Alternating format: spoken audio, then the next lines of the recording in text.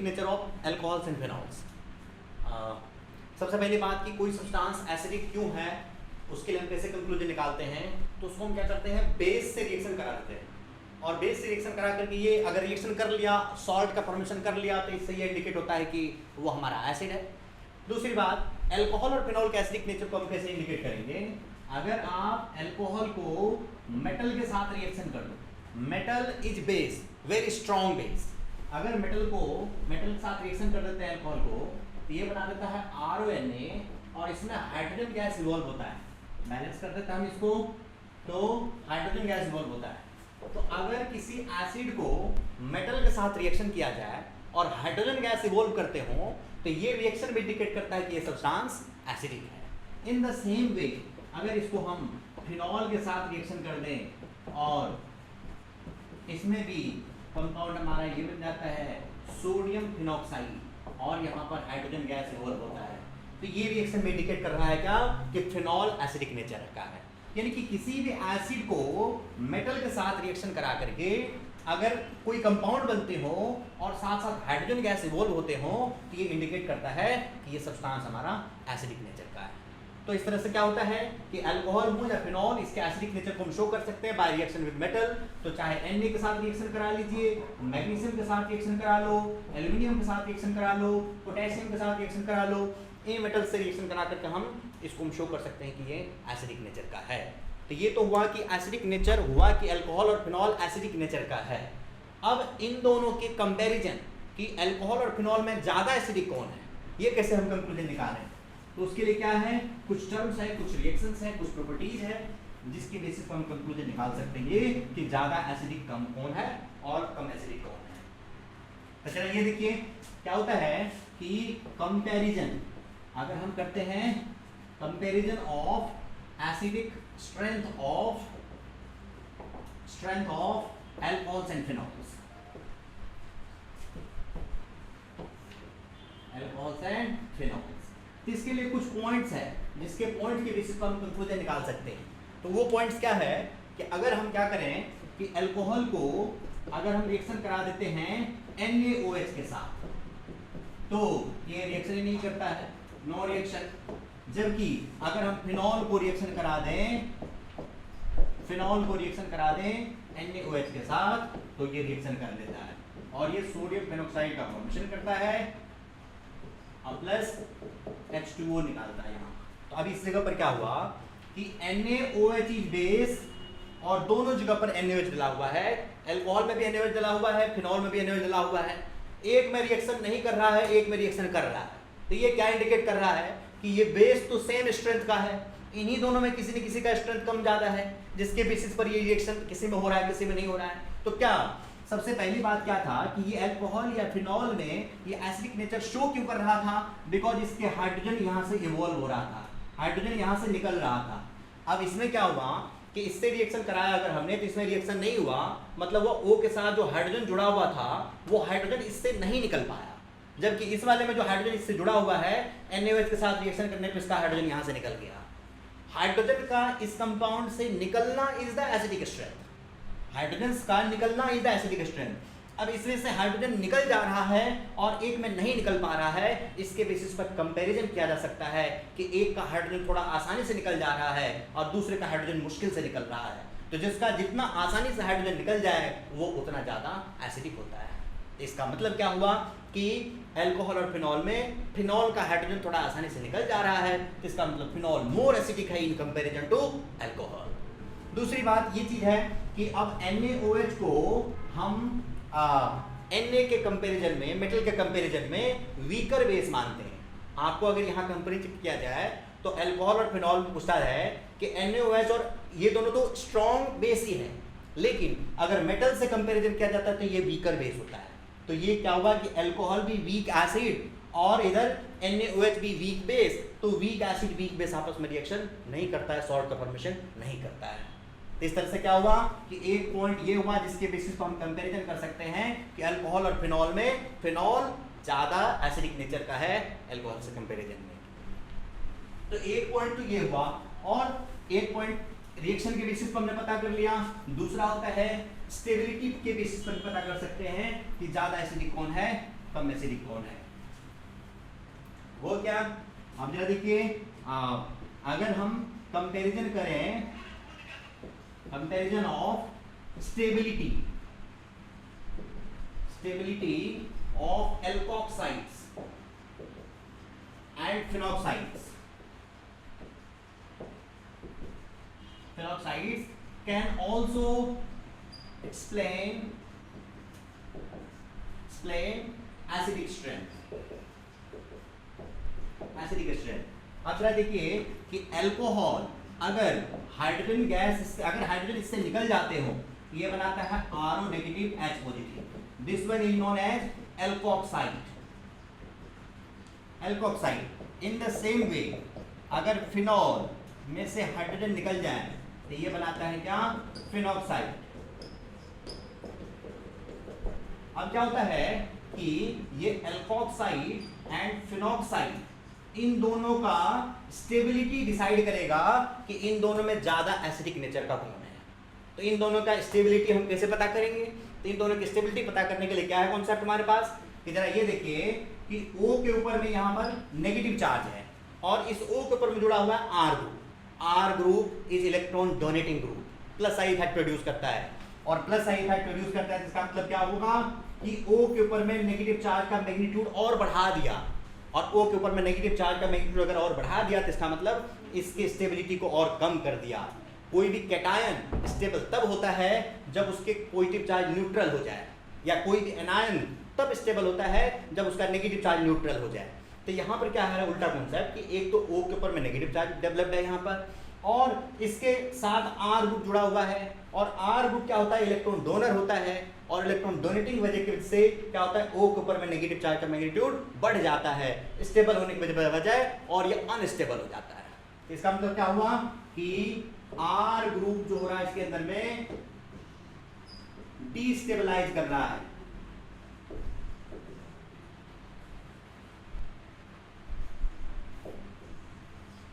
Destabilise कर रहा है।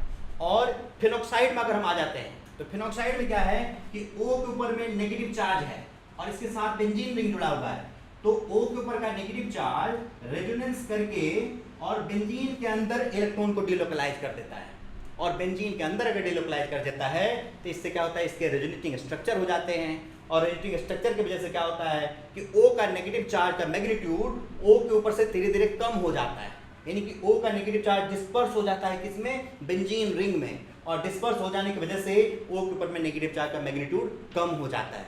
और अगर O के ऊपर में नेगेटिव चार्ज का मैग्नीट्यूड कम हो गया तो इसका मतलब इस पर क्या कहेंगे कि नेगेटिव चार्ज का मैग्नीट्यूड कम हो जाने का मतलब ये स्टेबल की तरफ जा रहा है। तो इसका मतलब क्या होगा कि बेंजीन रिंग जो हो रहा है यहाँ पर, benzene ring stabilises the negative charge of oxygen. अब इसके रेजोनेटिंग स्ट्रक्चर आपको करके दिखाने पड़ेंगे कि कैसे इसके अंदर में रेजोनेंस होकर के नेगेटिव चार्ज जो है डिस्पर्स हो जा रहा है, कैसे स्टेबलाइज कर रहा है इसको। तो जरा ये देखिए, O के ऊपर का नेगेटिव चार्ज रेजोनेंस में पार्ट ले लेगा,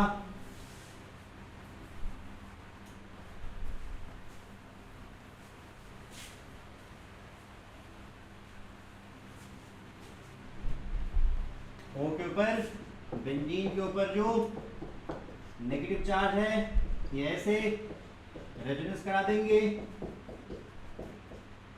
नेगेटिव चार्ज यहाँ डबल बॉन्ड,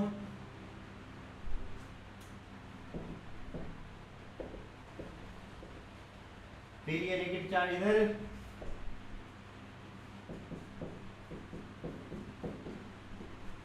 फिर इधर negative charge double bond O,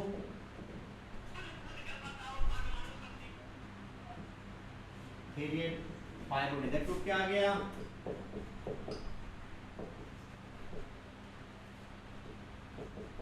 double bond O, फिर ये नेगेटिव चार्ज इधर, और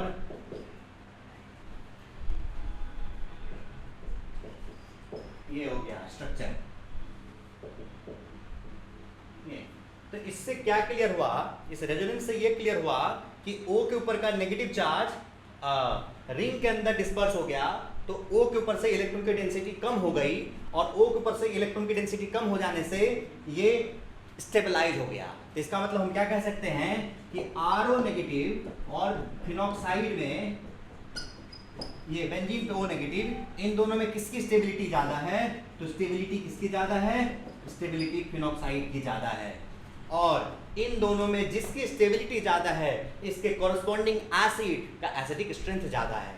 इसके बेसिस पर ये हुआ। तो एसिडिक स्ट्रेंथ अगर हम देखेंगे, एसिडिक स्ट्रेंथ ROH में और बेंजीन रिंग OH में, इन दोनों में एसिडिक स्ट्रेंथ किसका ज्यादा है? तो इसका एनायन ये है और इसका एनायन ये हुआ। इन दोनों में जिसका स्टेबिलिटी ज्यादा, उसी का कॉरस्पॉन्डिंग एसिड का एसिडिक स्ट्रेंथ ज्यादा। तो ये दोनों में ज्यादा एसिडिक स्ट्रेंथ किसकी है? फिनॉल की। तो एक रीजनिंग ये हुआ कि हम क्या कर सकते हैं, एल्कोक्साइड और फिनॉक्साइड की स्टेबिलिटी के बेसिस पर डिसाइड कर सकते हैं कि कौन ज्यादा एसिडिक है। एक और तीसरा पॉइंट, सो जो सबसे इंपॉर्टेंट है, इतने सारा चीज करने का जरूरत ही नहीं है हमें, वेरी सिंपल है। उसके बेसिस पर हम कंक्लूजन निकाल सकते हैं कि which one is more acidic.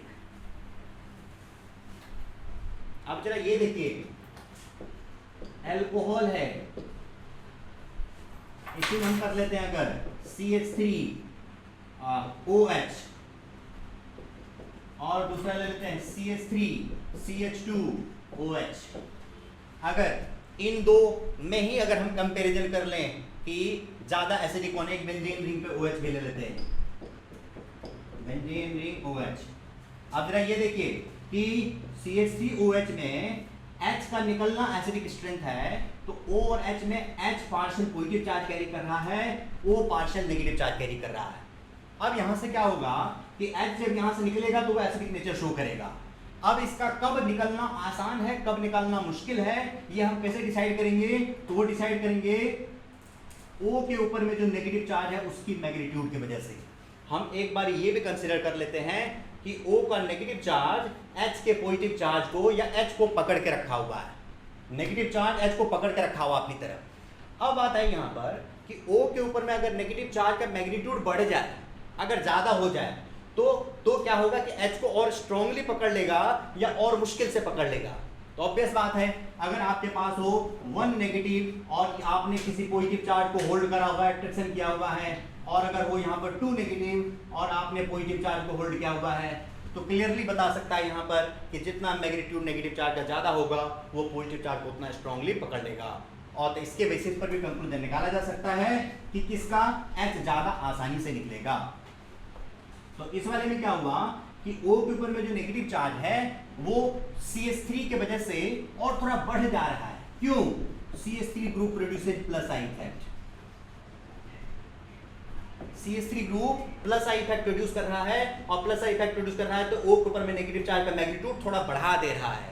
इस वाले केस में अगर हमने इस पर भी नेगेटिव चार्ज, इस पर पॉजिटिव चार्ज, अब इसमें क्या होगा कि इसमें CH3 CH2 ग्रुप है, ये थोड़ा और प्लस आई इफेक्ट प्रोड्यूस करेगा, तो मोर प्लस आई इफेक्ट प्रोड्यूस करेगा तो और थोड़ा इलेक्ट्रॉन O को डोनेट करेगा, O के ऊपर में नेगेटिव चार्ज का मैग्नीट्यूड और बढ़ जाएगा। इसका मतलब क्या हुआ कि 1 नेगेटिव 2 नेगेटिव अगर कंपैरिजन किया जाए तो इसमें O के ऊपर में 1 नेगेटिव चार्ज और इस वाले में O के ऊपर में 2 नेगेटिव चार्ज, यानी कि इसमें O के ऊपर में नेगेटिव चार्ज का मैग्नीट्यूड ज्यादा है, और ज्यादा है जिसका मतलब इसका H ज्यादा स्ट्रांगली पकड़ा हुआ है O की तरफ, और इसका H का निकलना ज्यादा मुश्किल है। इट मींस क्या हुआ कि इसके कंपैरिजन में this one will be more acidic,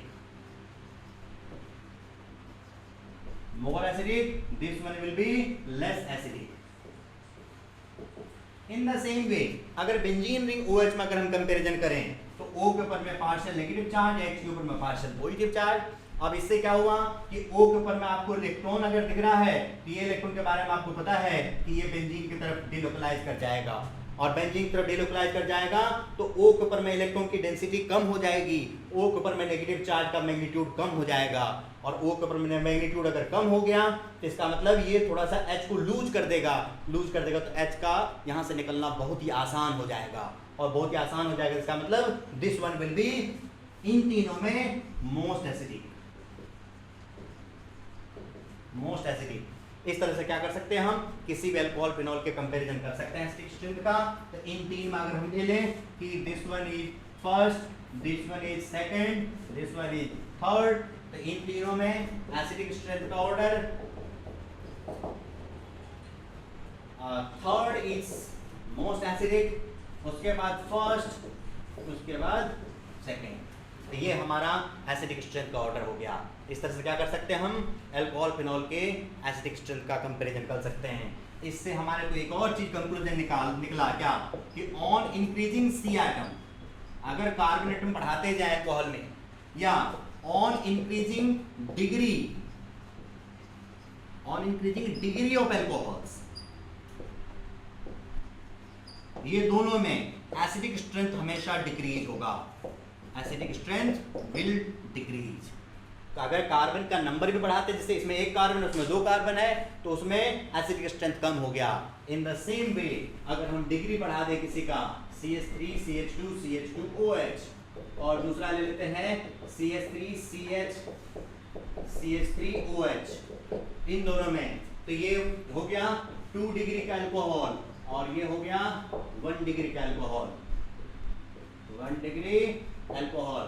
तो इसमें क्या होगा कि इस OH के पास में 2 CH3 ग्रुप आ जाता है और इसमें ये दूर रहता है CH3 ग्रुप, जिससे कि इस O के ऊपर जो प्लस आई इफेक्ट प्रोड्यूस होगा, इस वाले में थोड़ा ज्यादा प्रोड्यूस होगा, इस वाले में कम प्रोड्यूस होगा। और ज्यादा प्रोड्यूस होगा तो इसमें O के ऊपर में नेगेटिव चार्ज का मैग्नीट्यूड ज्यादा हो जाएगा और OH बॉन्ड थोड़ा स्ट्रांग हो जाएगा, H का निकलना यहाँ से मुश्किल हो जाएगा, इसलिए this one will be less acidic and this one will be more acidic.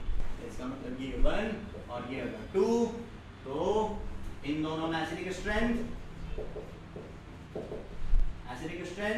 1 is greater than 2। तो इस तरह से हम क्या कर सकते हैं अल्कोहल फिनॉल के एसिडिक स्ट्रेंथ का कंपैरिजन कर सकते हैं।